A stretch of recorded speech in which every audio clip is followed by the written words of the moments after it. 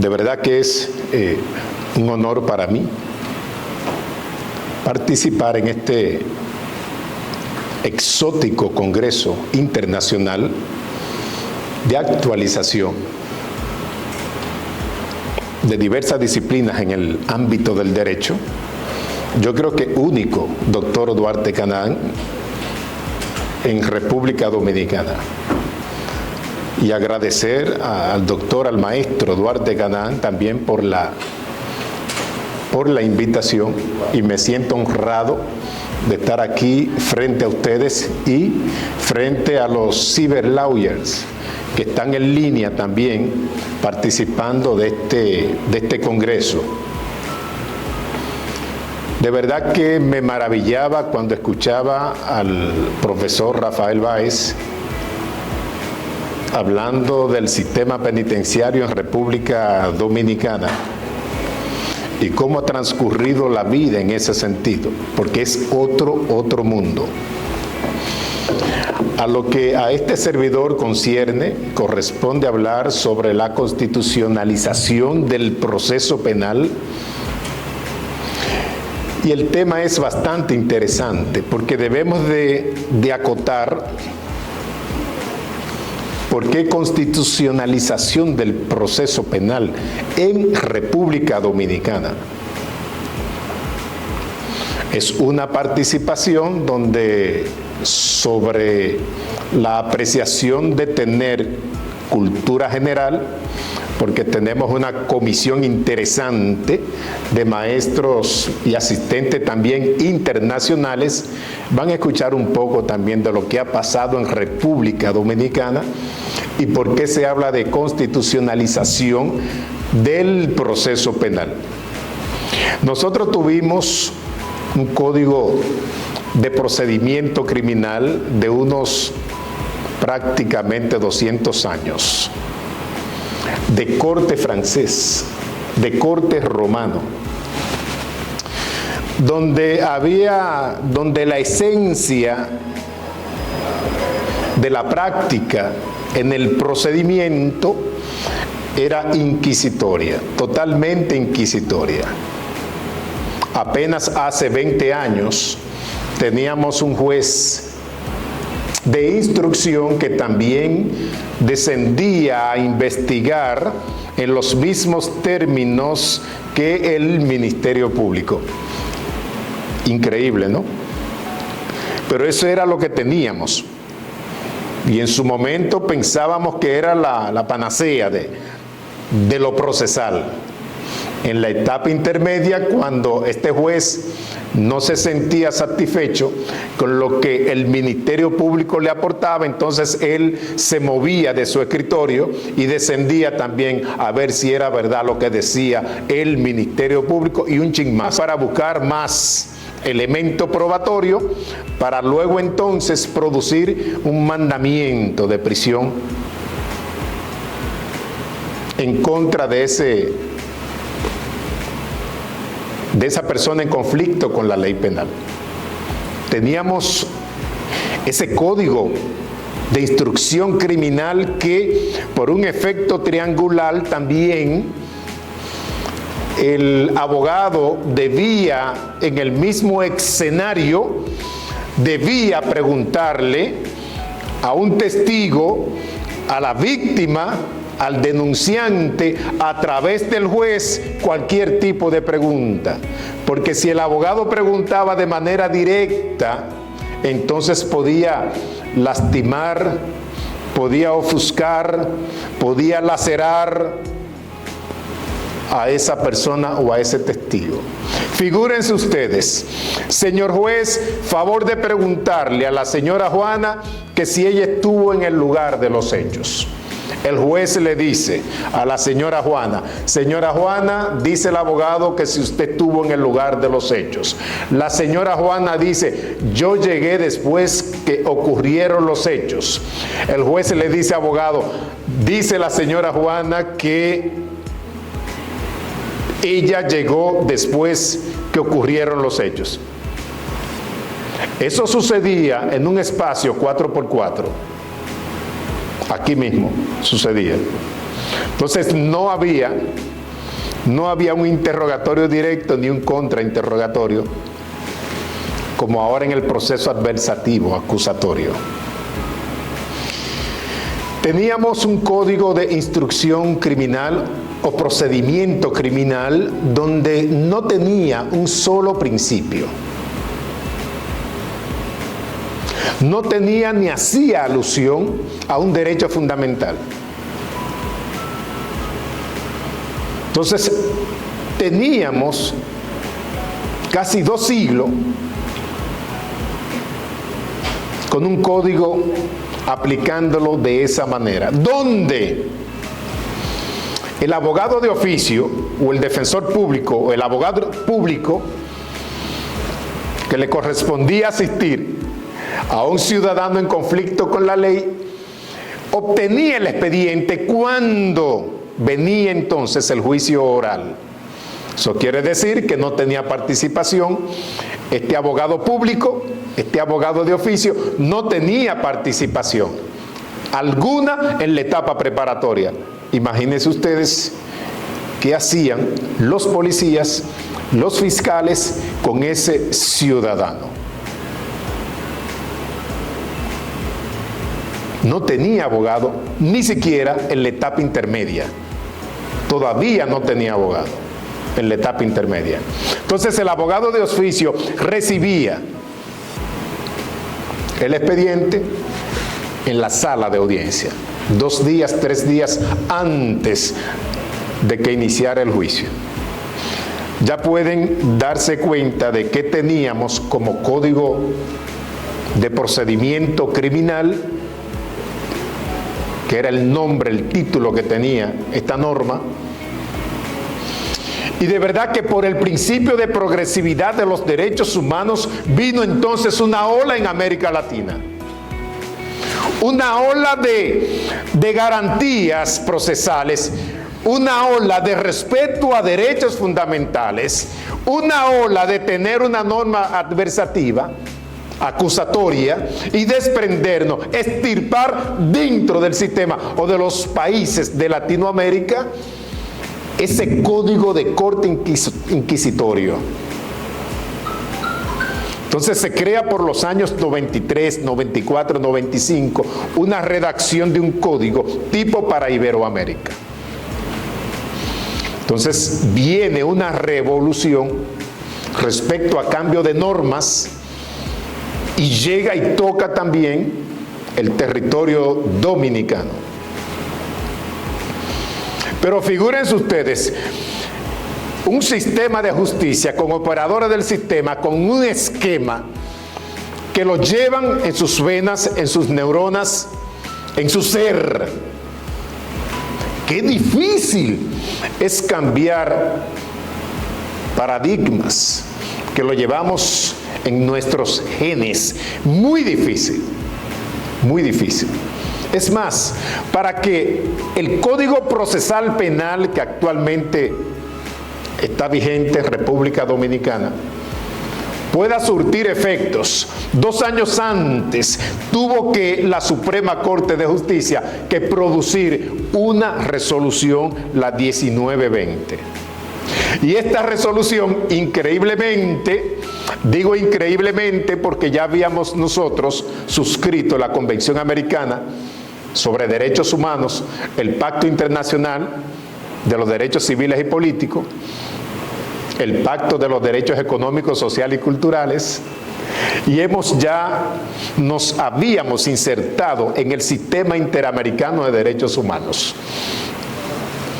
Sin embargo, teníamos un código de procedimiento criminal que pisoteaba los derechos fundamentales de los individuos en República Dominicana. Y la Suprema Corte de Justicia, de manera sabia, aparta la Constitución de República Dominicana, la Constitución del 96, la Constitución del 2002, la pone aparte y extrae República Dominicana, Poder Judicial, Suprema Corte de Justicia, extrae los derechos fundamentales que enarbolan todos esos pactos y convenios del Sistema Interamericano de Derechos Humanos. Y se produce entonces la resolución 1920. Cuando yo digo increíblemente, la resolución 1920, señores, una resolución. Y todos sabemos, desde el punto de vista, en el orden piramidal, la fuente del derecho, en qué lugar está una resolución. Todos sabemos esto. ¿Y en qué lugar está la Constitución de la República? Entonces, ¿qué pasó? La Constitución de la República quedó relegada. Entonces, en el ámbito penal en República Dominicana, utilizamos la resolución 1920, porque viene una norma de corte garantista, que es el Código Procesal Penal, y los operadores del sistema debíamos estar preparados antes de que venga ese tsunami de Código Procesal Penal de corte extremadamente, extraordinariamente garantista. Lo que iba a salvar el mundo, digo, República Dominicana. Por eso recibió, como decía el maestro Báez, tantos ataques la producción de este Código Procesal Penal, porque esta era la concepción desde los medios de comunicación y desde un sector importante del ámbito jurídico de la República Dominicana. Entonces se produce esta resolución 1920, donde recoge todos esos derechos humanos convertido en derechos fundamentales, positivizado en una resolución. Y adivinen, respetábamos más esa resolución que la Constitución de la República para ese entonces. Y esa resolución 1920, que definía todos esos derechos humanos, derechos fundamentales, que estaban todas en los tratados, entonces comenzó a prepararse la comunidad jurídica para lo que se aproximaba. Y se hablaba de resolución 1920, resolución 1920, y nosotros, lo que nos estábamos formando ya para ser defensores públicos en esa época, de verdad que comimos, nos hartamos, nos salía hasta por los poros la resolución 1920. Y aquel que dijo, claro, repitiendo a Lasalle, que la Constitución era un pedazo de papel, de verdad que para ese entonces quedó relegada como un pedazo de papel. Y superó a la Constitución la resolución 1920. Nunca miramos hacia esa Constitución, sino hacia esa resolución 1920, que recogía todos los derechos fundamentales. E increíblemente, los actores del sistema le hacían caso a la resolución más que a la Constitución de la República. Y nosotros los abogados utilizábamos esa resolución para entonces atacar las violaciones al debido proceso, a las violaciones y conculcaciones de los derechos fundamentales, al principio de oralidad en el juicio, al principio de contradicción, al principio de igualdad de las partes y sobre todo a ese principio inmaculado que tiene todo ser humano envuelto en un proceso, el principio de presunción de inocencia. República Dominicana ha tenido 39 modificaciones de la Constitución de la República, un poquito menos que México. México ha tenido unos 700 reformas constitucional más o menos. Y Estados Unidos 27 enmiendas ha tenido. Y la única ley que hablaba sobre ese principio, sobre presunción de inocencia, digo la única ley porque ninguna constitución hasta el 26 de enero del 2010 toca este derecho fundamental, como lo es la presunción de inocencia.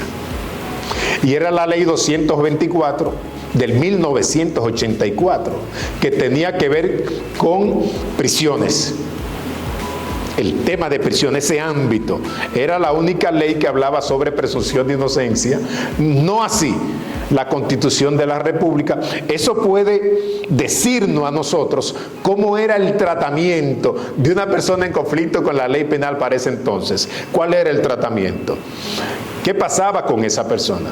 Si bien es cierto que esas constituciones han arrastrado el tema de las 48 horas como plazo máximo para presentar ante un juez a un ciudadano y ser sometido a la acción de la justicia en el ámbito penal. Eso poco importaba. Eso poco importaba aquí.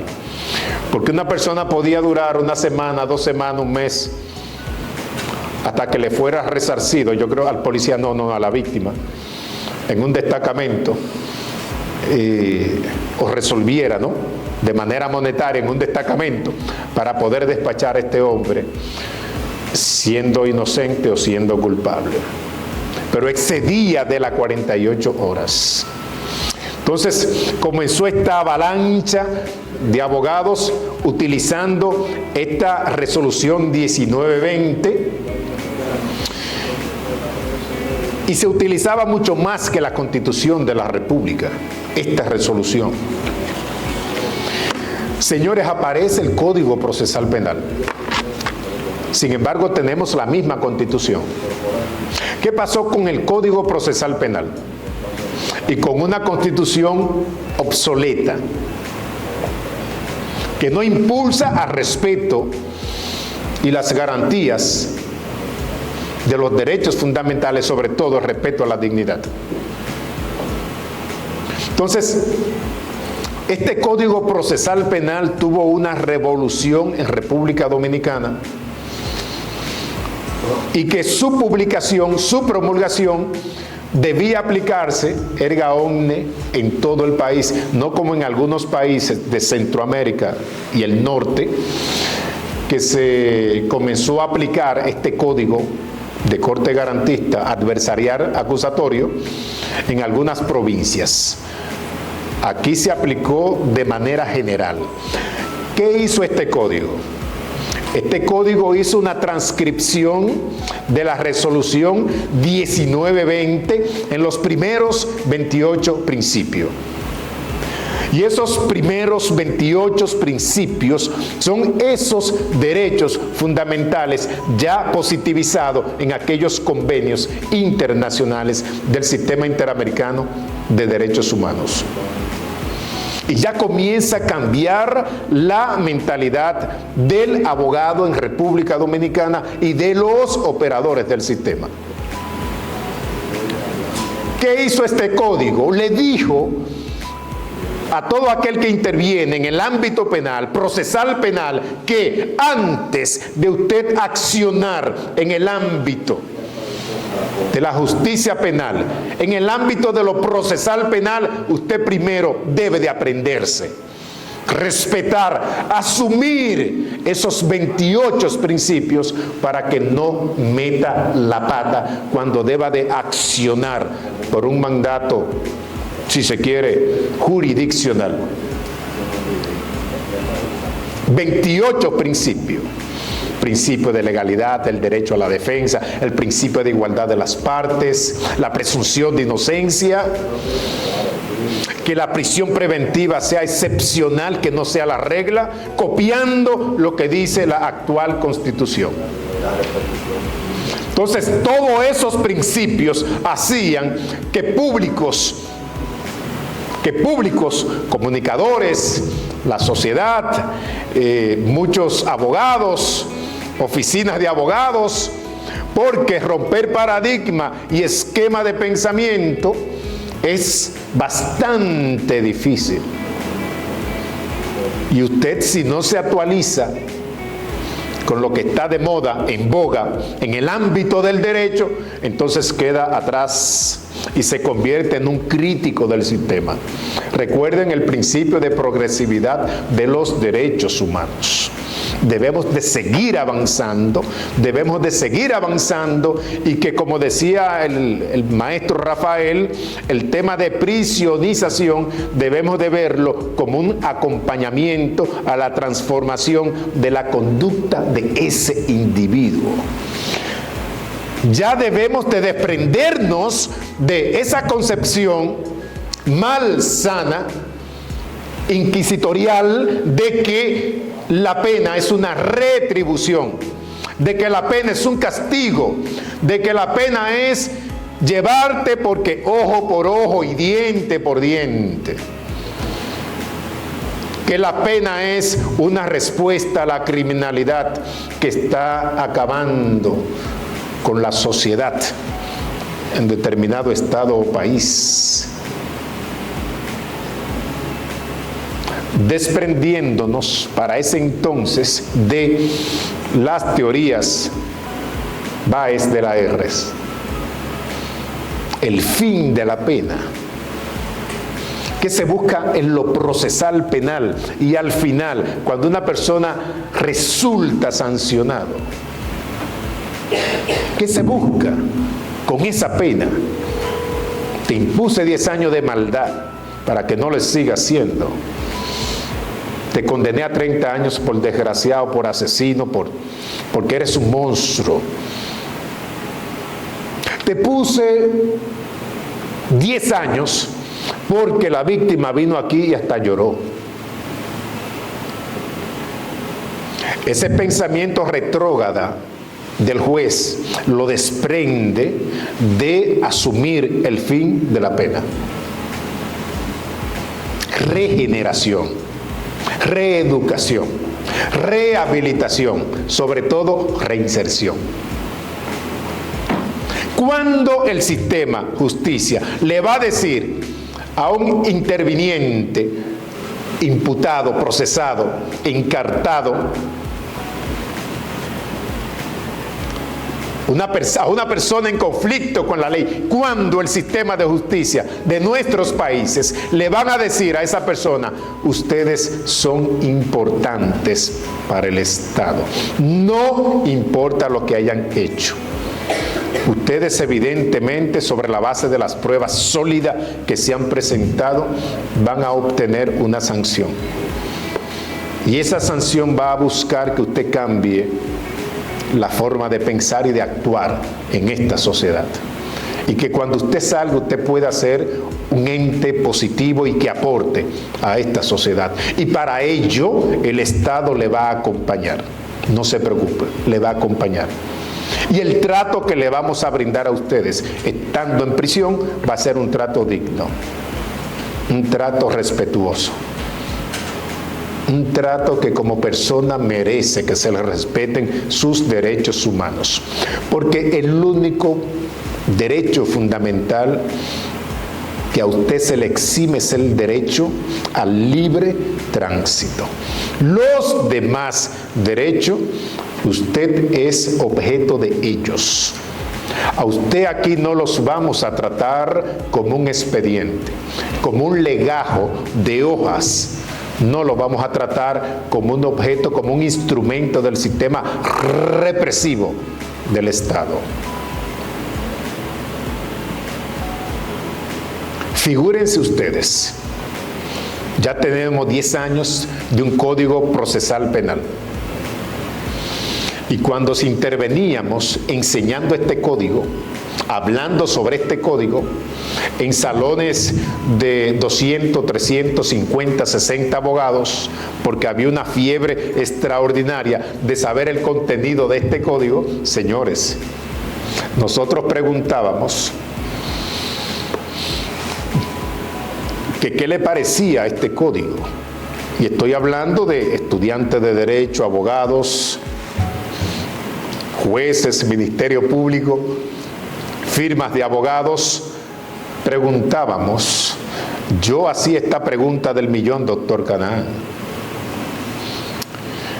¿Qué le parece este código procesal penal? ¿Qué ustedes creen de este código que se va a implementar en los próximos meses, en el 2004? ¿Qué ustedes creen? A coro decían, es un código que va a producir y va a provocar que todos los delincuentes estén en la calle. No estamos de acuerdo con ese Código Procesal Penal. Señores, a coro lo decían.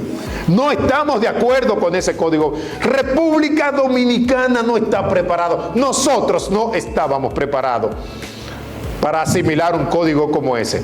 Era una locura, era una esquizofrenia colectiva respecto a la producción de este Código Procesal Penal. Una esquizofrenia colectiva. Y los medios de comunicación atacando y satanizando este Código Procesal Penal. Muy bien, yo lo escuchaba y yo quiero hacer una pregunta. Usted, señor, que dice que no estamos preparados y que todos los delincuentes van a estar en la calle con este código. Yo le hago una pregunta. Si usted se encuentra en conflicto con la ley penal y necesita ser procesado, ¿con cuál código usted quiere ser procesado? ¿Con el Código de Procedimiento Criminal o con este Código Procesal Penal que se va a promulgar, se va a publicar en estos días? A ver, también en coro decían, no, con este código que se va a poner y que se va a publicar, con el código nuevo. Pero el mismo grupo, la misma audiencia que decía que es un código donde todos los delincuentes iban a estar en la calle y que no estábamos preparados, esa misma audiencia pide que sea ese código que se utilice cuando ellos sean juzgados. Una doble moral. Solamente la norma es útil cuando a mí no me toca la puerta. Cuando a mí no me toca. Y han pasado ya 4 lustros, 2 décadas, de un Código Procesal Penal de corte garantista. Sin embargo, tenemos más preso preventivo que cuando se publicó ese Código Procesal Penal. Un Código Procesal Penal que su artículo 2 envía, manda, nos requiere, nos pide que las medidas alternas deben de imperar antes que judicializar todos los procesos que llegan de poca monta y de bagatela. Todo se judicializa en República Dominicana. Por eso tenemos 67% de presos preventivos. Por eso tenemos en algunas cárceles un 700% de hacinamiento. Y yo le doy, Báez, una razón al sistema, al Estado, a República Dominicana, para que esto esté pasando. Cuando un Estado no tiene un proyecto estratégico definido, no tiene un plan operativo respecto a la prevención del delito y la criminalidad, entonces creemos y buscamos que la fiebre está en la sábana. Figúrense ustedes, el fiscal, y solamente no es aquí, en República Dominicana, no me desmienten los colegas acá, que nos acompañan también, Perú, Venezuela, Colombia, México, que el Ministerio Público acusa, imputa, persigue, investiga y ciegamente quiere prisión. Y maratónicamente pide prisión preventiva a todos los casos, sin distinción.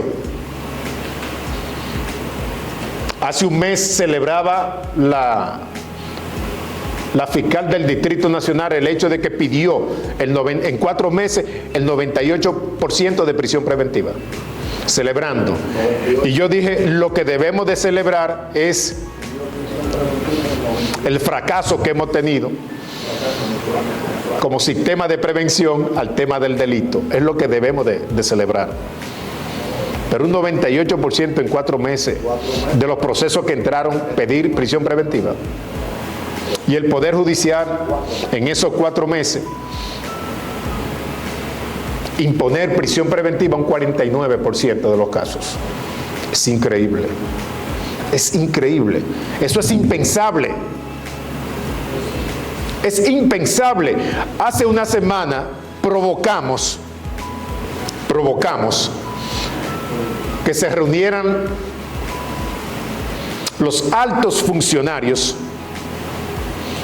del Poder Judicial, Defensoría Pública y Procuraduría General de la República. Provocamos que todos los coordinadores a nivel nacional de la Defensoría Pública, encargados de oficina, se dieran cita en un salón.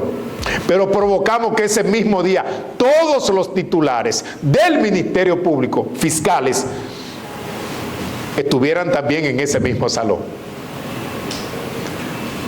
Más la cabeza de esos tres órganos del sistema de justicia en el ámbito penal. Las tres cabezas. Sí, y vamos a hablar y vamos a conversar sobre lo que dice la Constitución de la República en el artículo 40, numeral 9, así como el artículo 15 del Código Procesal Penal. Vamos a hablar de esto, que la prisión preventiva es la excepción.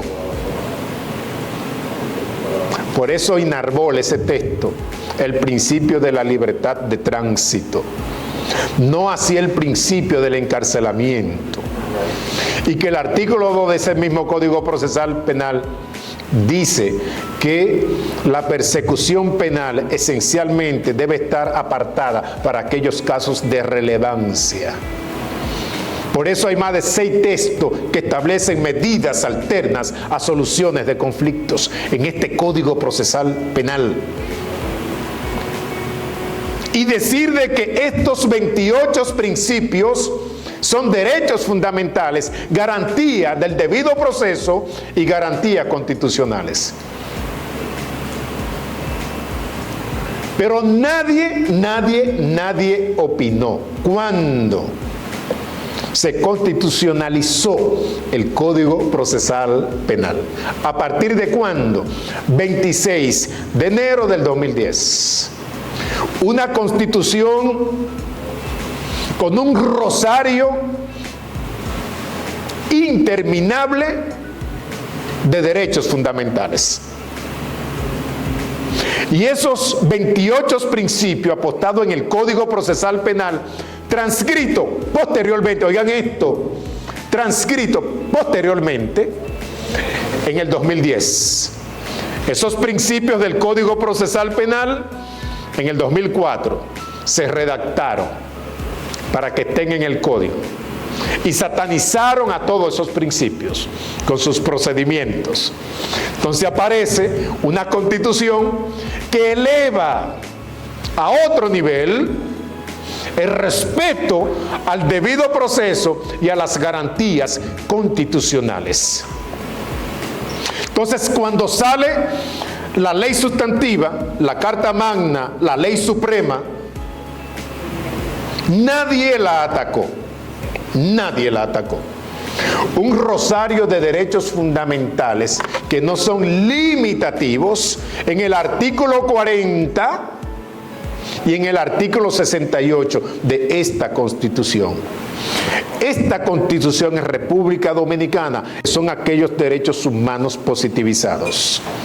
Es una locura esta Constitución. Y a mí me parece que dejó en grado de ser un papel en blanco. Sí, dejó de ser un papel en blanco. Porque ya es difícil que una persona exceda de las 48 horas detenida, retenida, apresada, que no sea presentada ante el juez de ejecución, ante la Oficina de Atención Permanente, para conocerle de una medida de coerción. Entonces ya nos volcamos y nos viramos desde el Código Procesal Penal, que tiene una correlación muy directa con la Constitución de la República, a que se garantice el debido proceso. Yo recuerdo que un Ministerio Público, salido ya el Código Procesal Penal, con todas sus garantías, envió de manera directa, sin que viera un juez, a una persona. Porque estamos acostumbrados en estos países a producir leyes inanimadas. Leyes que no tienen vidas, leyes que no se mueven, leyes que no respiran. Para muchos operadores del sistema que se mantienen cognitivamente con un sistema, con un esquema todavía del hombre de la caverna. Y cualquiera le puede dar la razón. 200 años aplicando un código de corte inquisitorio. Y que el autoritarismo en este proceso penal, donde el juez era un dios, no un árbitro, sino un dios, entonces es lo que yo diga como autoridad, usted se va para la victoria por 3 meses. Y eso hizo ella. Redactó un dictamen, se lo dio a prisión y se lo llevaron después de estar producido este Código Procesal Penal. A ella la sancionaron y la despidieron, porque este código establece que el único ser humano que puede poner una imposición o una medida de coerción, cual que sea, es un juez, y el juez natural. Entonces parece que a esta fiscal no se montó en el tren, se quedó todavía con aquel pensamiento de tránquenlo, y a ella la trancaron pero en su casa. Posteriormente, la trancaron pero en su casa. ¿Qué hemos tenido nosotros en la sociedad dominicana? Le decía que el Ministerio Público persigue, acusa, pide maratónicamente prisión preventiva. Tenemos una sociedad que quiere justicia, quiere venganza, sobre la base del desconocimiento, quiere la horca, quiere la silla eléctrica, quiere la inyección letal. Y tenemos algunos jueces que creen que son el control de la criminalidad en República Dominicana. Entonces, cuando tenemos deficiencia en un Estado que no tiene un proyecto de prevención ante el delito y el crimen, entonces este leviatán, este monstruo, este sistema aplasta a cualquier en conflicto con la ley penal. ¿Y quién? Yo pregunto, ¿quién se le salva? A ese sistema, a ese monstruo, a ese leviatán. ¿Quién se le salva? Nadie. Ahora estamos sobrepoblados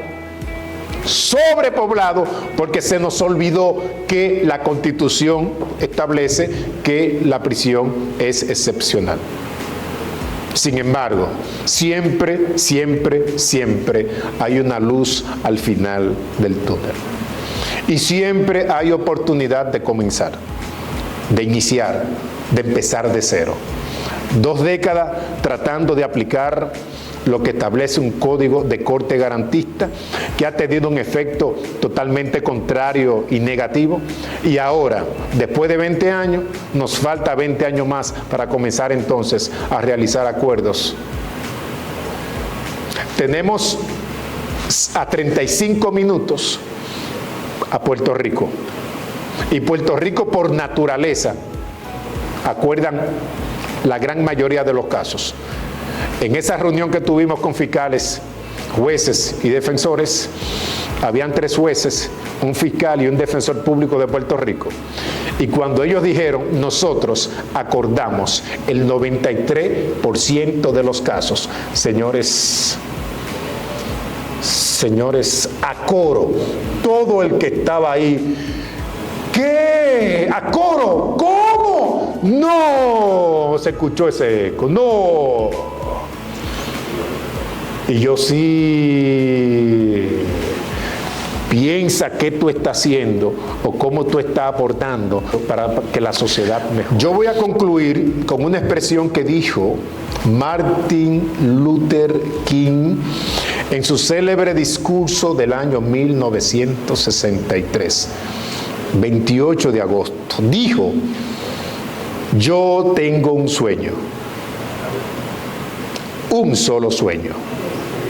Soñar con la justicia, soñar con la igualdad, soñar con la libertad y ojalá no tener que seguir soñando. Muchas gracias.